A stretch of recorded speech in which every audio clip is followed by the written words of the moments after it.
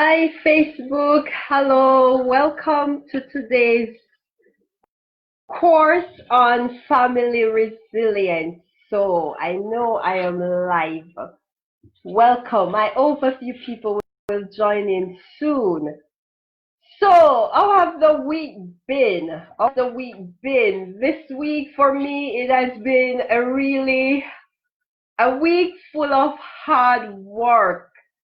I had so many things to do this week, even some of them are left undone. However, I just had to come on today and talk about family resilience. Of course, we see the many things going on in the world. There's still the Black Lives Matter demonstration all over the death of Floyd, Mr. Floyd, and also the many different black lives that have been lost. Corona is still happening. I was at work today yesterday in staff meeting, and we are like a big team, over almost 40 of us, and we had to sit in a room. The room wasn't small, but then we couldn't keep the 1.5-meter distance that is recommended. So we also, as professional teachers and people in education, we were there and we were like uncertain where to sit, what to talk about. However, we had the meeting. So there are many different things going on. But today I will talk on family resilience. You know, I am Jamaican, and I grew up in Jamaica. And when I was growing up, there were many songs, many different things.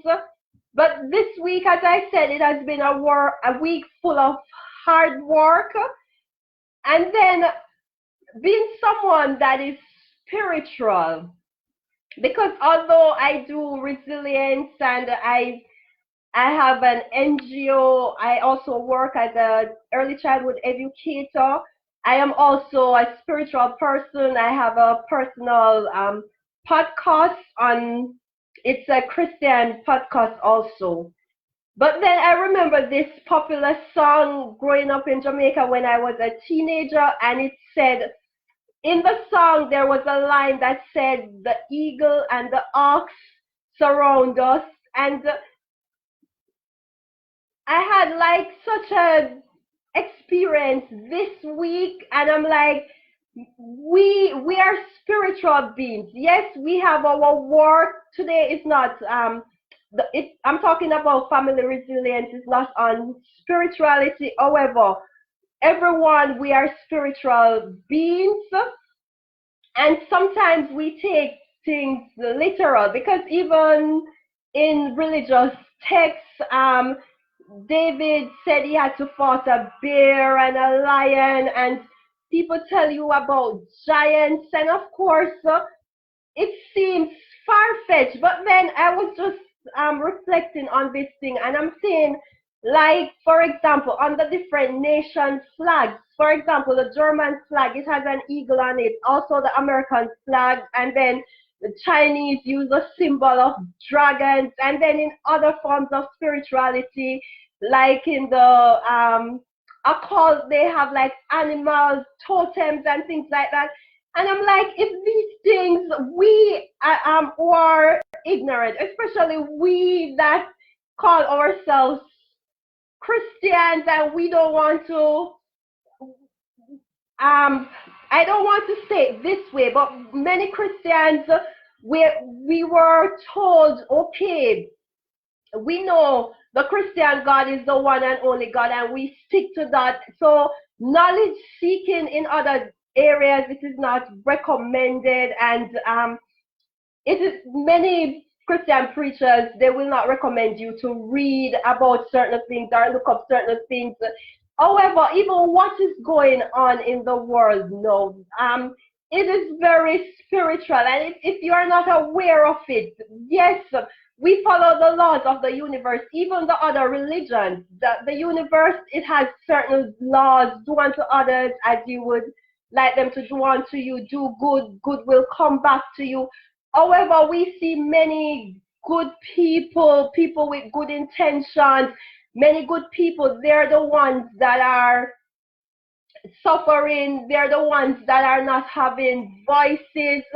They're the ones that are being prayed for, people who have like power. We see this in the workplace. We see it in organizations.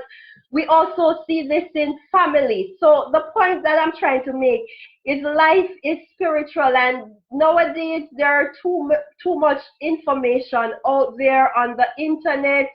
Information is everywhere. I'm not telling anybody to go and start reading things that do not interest you, but it is good to have an awareness of these things. It's not only the Christian religion or our way of worship as black people, or many black people. Our ways of worship are not the only way. There are other things, and we see things in the natural, and sometimes when people say something and we cannot relate to it in the natural, we laugh and we say, what is that? And we don't want to hear. But there are other things out there.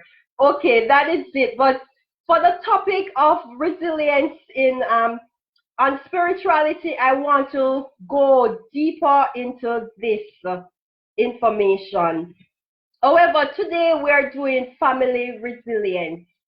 And for me, I sum up resilience in one word. One word: resilience is surviving. Surviving, not giving up hope. So we see the many negative things going on. We know there is poverty. We know there is racism. We know there is injustice. And sometimes even those who are calling on the Christian God, they have been calling on him for years, and they're open, and in this time things are not looking good.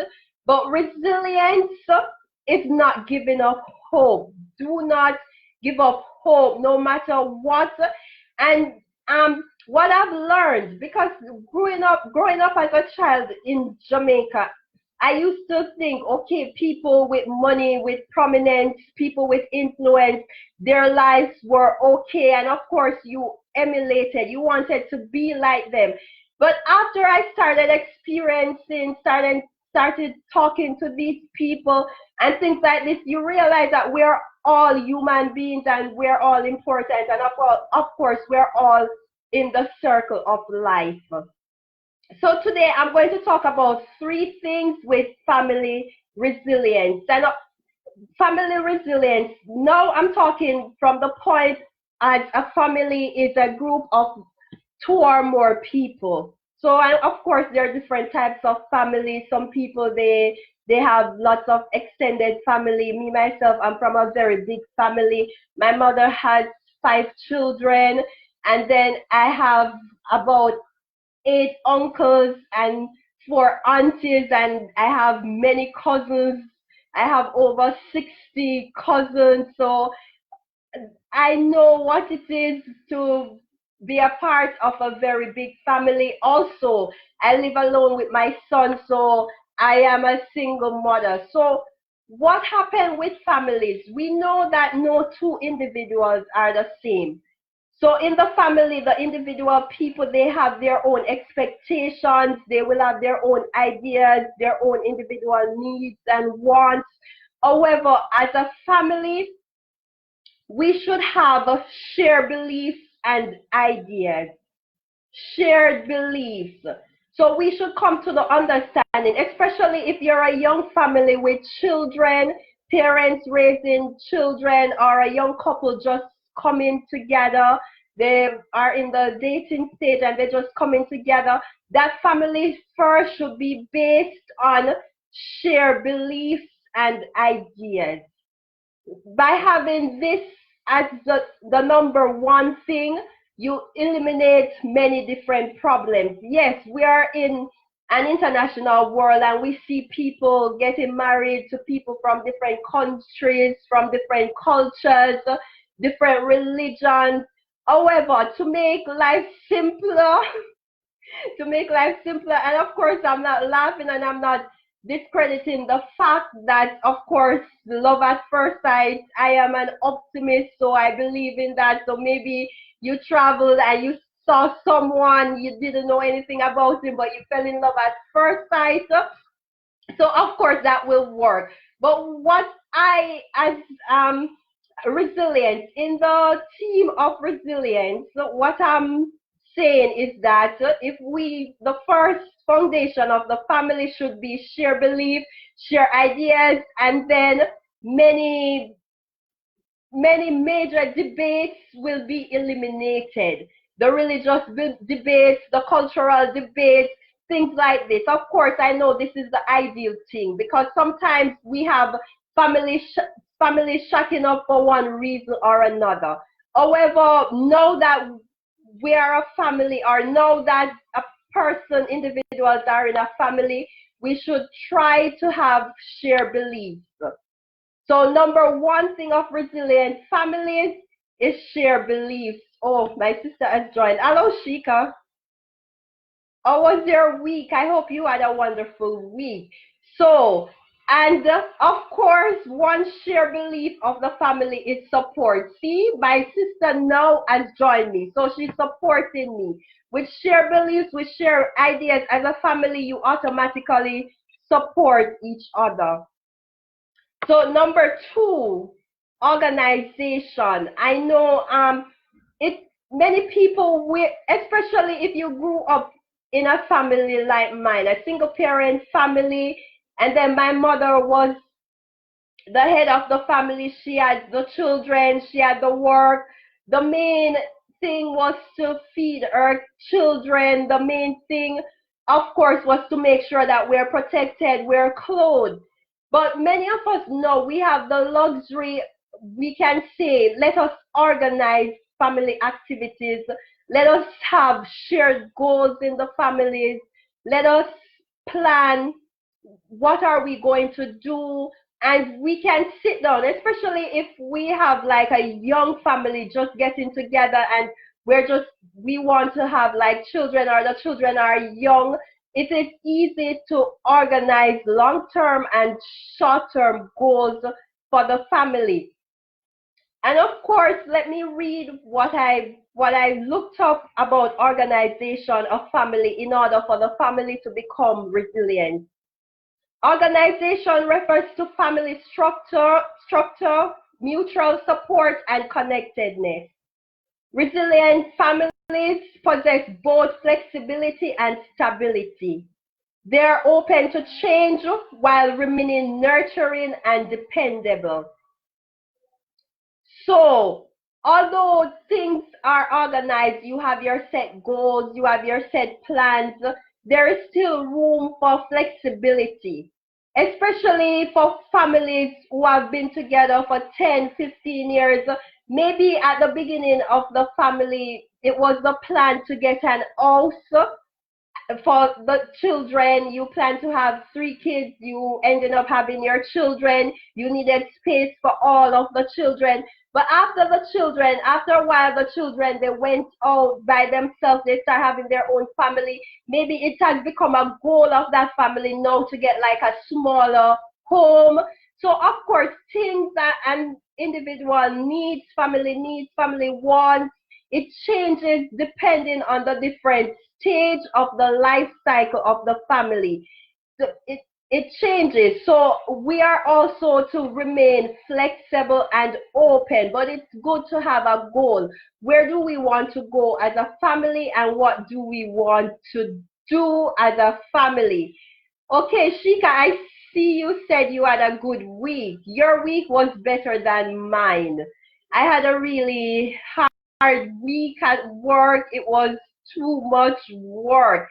And at the beginning of this video, I was telling, I spoke about a song in Jamaica where in the song it said the eagles and the ark surround me. This was of course a secular song, but I remember this line because I'm saying with the many issues going on in the world today, and we are not seeing the physical. However, those people that spoke about things like dragons and giants, at times we laugh about those things, and we are like, that person is weird. So I was just connecting that although we do not see these things, even in other religions, not just in the Bible, the native religions, in occultism, they use animals. Even on the American flag, on the German flag, there's the eagle. Chinese, they're associated with the dragon. So I'm saying, although we are many Christians like myself, and I admit I was ignorant about these things, and of course I'm still in ignorance about many of these things, but they have other meanings. Okay, let me get back to what I was talking about. So we're dealing this week with family resilience. Resilient family, they are connected, they're stable, they have flexibility. And I said number one, this week I'm looking at 3 points that resilient families share. The first point, they have a shared belief system. Of course, not every family member must be Christian, not every family member must do sport or whatever, but there is some connectedness. There must be something that connects the family. And of course, I said before, in a world where we travel, where we meet different people on internet, things like that, some people, they might fall in love at first sight. That also happens. However, when we sit down and we're making connections, we're starting to build family. Family is, of course, a group of one or more people. In order to be resilient, we have to have some form of share belief, share ideas. And then number two, I said, if we want to have resilient families, we should also organize our families. Of course, this is difficult because we do not know what will happen in our daily activities, but as a family we should plan together.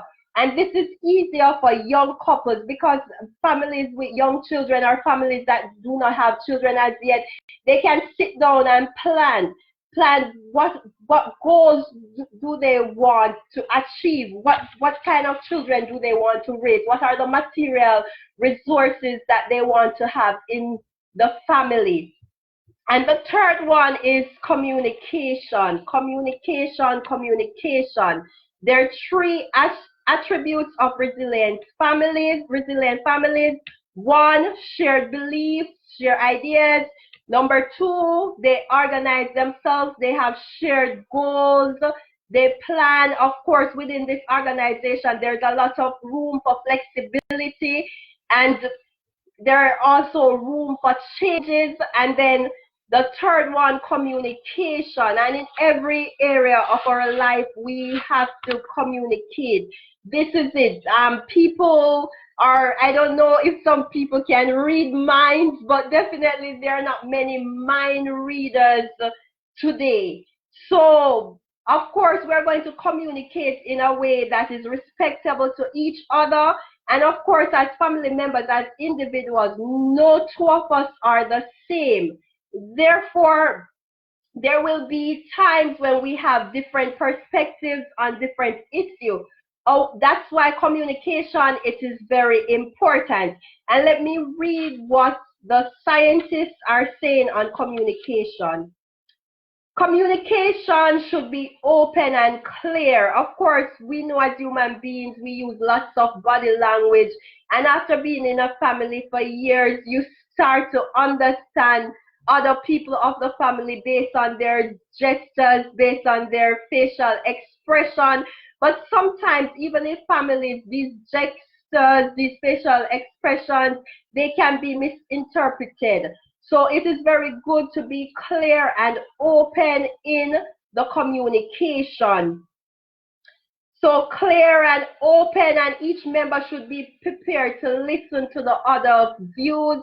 This is not only in family, but also at the workplace, when we deal with other people, but this is specifically for family because, of course, we live, the family, the home is where we spend most of our time, or there is an old adage that says that the family should be a place of peace.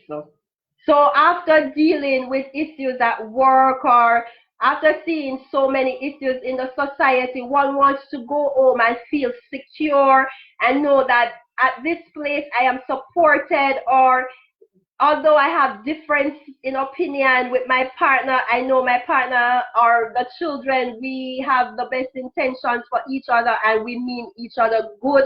So there should be this trust, this connectedness in any family.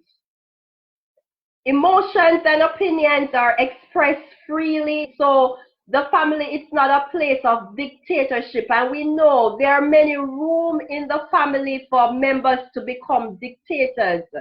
We know there are the gender differences, the way the in when I was when I was studying family as a part of my studies, we know that there are different gender roles nowadays. With feminism and things like this, we see women want. We see that the roles, the gender specific roles, they're being reduced. However, depends on the culture, depends on the part of the world that you are. These gender specific roles, they are still in place. And of course, we know in many families, the men, especially people who follow like major world religions, the men are seen as the head of the family and the authoritative figure. People who are more liberal in Europe, things like this, their culture, it allows for equality. And so it depends on the individual families also. These are issues that should be discussed within the family. Of course, there are clear roles, but of course, within a family, there should be mutual understanding. Nobody wants a family where they're being disrespected, where they do not feel at peace. And as I said, in the family, it is the first institution of society. So this is where the children, they learn they're taught respect, they're taught how to deal with other members of society, they're looking how their parents relate to each other. So we as individuals in the family, we should ensure that we treat each other fairly. All the different emotions, all the different goals and things like this should be taken into consideration. And of course, there will be, I'm talking now on number 3, communication. There will be instances where there might be adversity and there will be competing issues. I can think of parents with teenage children. I myself, in my teenage years, I was a bit of a rebel, just a little bit. I was not too much of a rebel. So, and teenagers with their hormones being so active, it's as if the parents say A, they have to say B. So we as family members, as parents in a family, we have to be very resourceful. Sometimes it does not help for us to go into a discussion with a teenage child when he or she's angry or things like that. So we have to use different resources that are available to us. And as I said this, many of these things, me or any family therapist, they can come and they can tell you what to do. They can give tips on how other people might have handled certain situations. You can gather inspiration. However, the individual, at the beginning I said no two individuals are the same, and so no family is the same, because you have the different personalities. Of course, you have the different family goals, you have the different family structures. So you that are in the specific family, you know what is best for your family. Of course, sometimes if you're having sometimes if there are really issues that the families cannot solve themselves, there are family counselors, there are also religious counselors. And of course, there are professionals like teachers who specialize in family counseling, things like this. However, at family resilience, we all can practice these tips, or we can adjust these tips to suit us. At the beginning, we should have shared beliefs. And now is a time to reflect also, as we are all in families. If you're not a single person listening to this lesson, we're all in family. So we can go back and reflect on these three tips. We can say as a family, you can say as a family, what are our shared beliefs? Resilient families, they have three things in common. They have three attributes in common. So you can go back and you can reflect at this.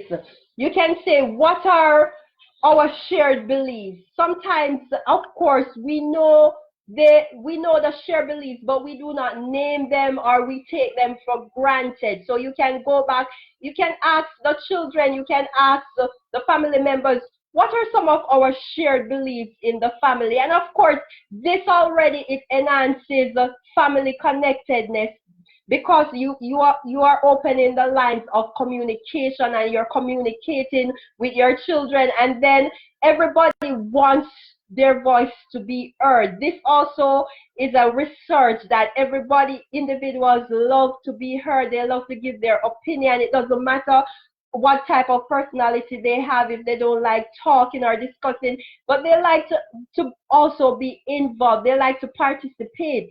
So you can ask, do you know, especially for parents, they can ask their children, do you know what are some of our family principles? What are some of our shared beliefs in this family?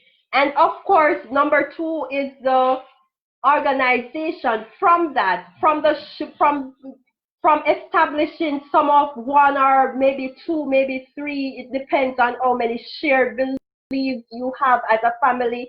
From establishing those shared beliefs, you can organize, okay, what should we do? You can ask individuals, let us plan some new goals. After Corona, many families, many mothers, many parents, they have said they have not spent, because of this corona crisis, they were literally placed with their children, with their teenagers, with their preteens, and now they're actually getting to know their children better.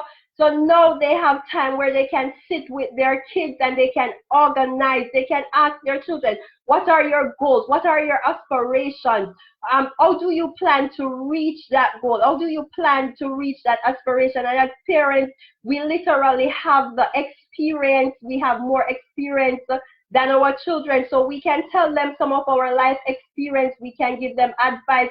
We can also listen to them.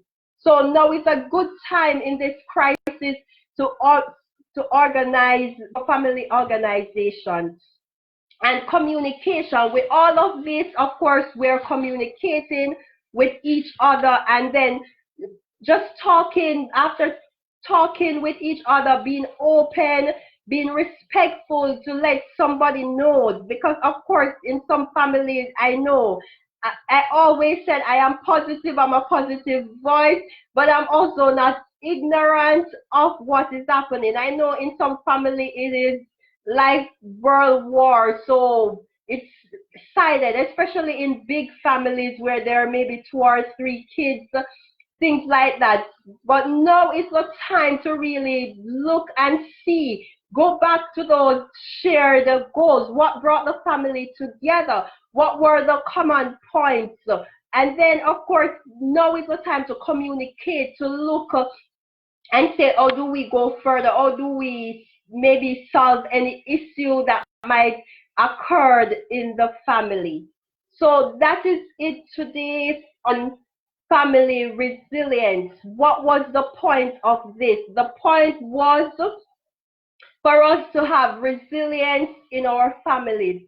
Families are the first place where we can talk to each other, where we feel love. It is the smallest institution of society. And of course, parents, if you do not talk to your children, if you do not show them love, if you do not let them know that you care about them, somebody else will. And then you do not know who that person is on the outside as they relate with other people in the schools, in sport clubs, in churches, in institutions. These people will have influences on your child or your children. So you as the first nurturer, you as the first person of your family, you have to let the family members also, you also have to let that person know you love that person, you support that person's goal, you support that person's ideas. Because if we can always go and talk to society, we can always go be a part of different organizations, but if we do not get, my thing for this resilience course is that if we do not get our individual lives right, our individual spheres, so first the individual person, then of course the family, because we are in families, then we go out to the different communities. We have the church family, we have the community family, and then we have the nations. So things like that. First we have to get the individual, we as ourselves has to be balanced, and then of course the family members, and then we extend it to our extended families, then to the communities and things like that. And then of course it seems impossible, but this is the way we can change the world and make positive impact on ourselves and on society. I'm already live for 31 minutes. Wow. So I hope you got something from this video, and I know many people will watch the video not live. When watching it, just give me a comment, let me know your thoughts, and thank you for watching. And guys, I want to remind you of my book, Resilience by Trisha Morrison. Resilience. It's on Amazon, so you can get it in hard or soft copy. And I also have another book. This book is talking, it's a Christian book. It's saying, oh, where it is? Freely ye have received, freely give. So it's the name that is important. It is also on Amazon. And maybe Germans are watching the Resilience book. It's in German. This book also, Freely ye have received, freely give. Come on, come on, come on. It's also in German. And of course, I have some children books also. So if you type my name on Amazon, Trisha Morrison, you will see other books. So have a wonderful week. Thank you for joining. Thank you for the people who will watch on replay, and stay blessed. Bye-bye. And Shika, thank you. I saw you were there the entire time with me. And Anthony, thank you for joining. And love from me to you. You're in Canada and I'm in Berlin, so I'm sending out some love. And stay focused, guys. Stay focused, guys. Shika and Anthony. Bye.